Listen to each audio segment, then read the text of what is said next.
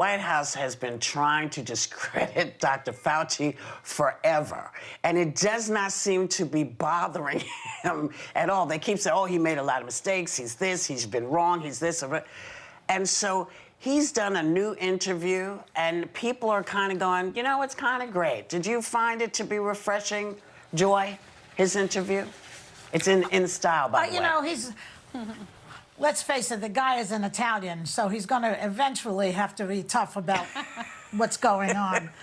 You know, all I want to say about this is thank God, I thank God every day that there are some adults left who are looking out for us.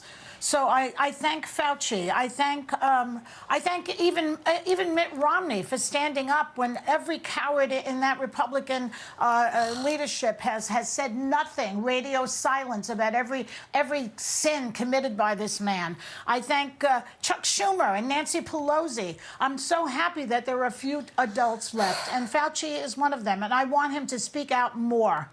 This is worth repeating. Are you going to trust an Ivy League educated epidemiologist like Fauci, or somebody who tells you to drink bleach and face the sunlight to kill the virus? I mean, really. Right. Well, you know who says he's on Fauci's team, that he finds him to be a nice guy here. What do you think, Sonny? Well, I think we're seeing a turnaround from Trump, at least, in front of closed doors, not behind closed doors. And I think that's because he realizes what the American public is thinking. If you look at some of the polls, most Americans and voters are trusting Fauci for information, 67%, compared with 26% who trust Trump for information. And I think Trump probably sees that and realizes that it's not in his best interest to publicly disagree with Fauci. Although I really do believe that President Trump had everything to do with Peter Navarro's op-ed. I think he had everything to do with sort of that White House narrative that was coming out saying, that Fauci had made a lot of mistakes. I think that he orchestrated that, but I think once the backlash started, he backtracked on it. Right. Meghan, do you think that he's increasing his public exposure this way? You think it's a good move for him? I think he has every right to do any interview he wants and defend himself.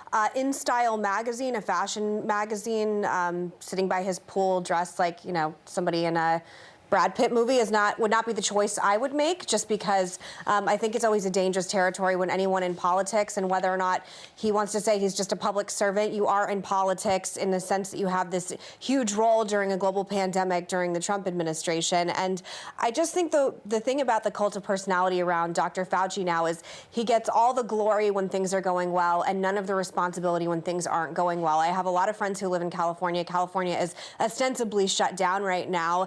Some of my friends work in the beauty industry and they cannot go back to work because it's been shut down again. I have friends that work in the service industry and they can't go back to work. And our country's not doing well. We're not winning this battle like a lot of other countries are. And is all the blame just simply President Trump, and everything good gets given to Dr. Fauci and everything bad gets given to President Trump?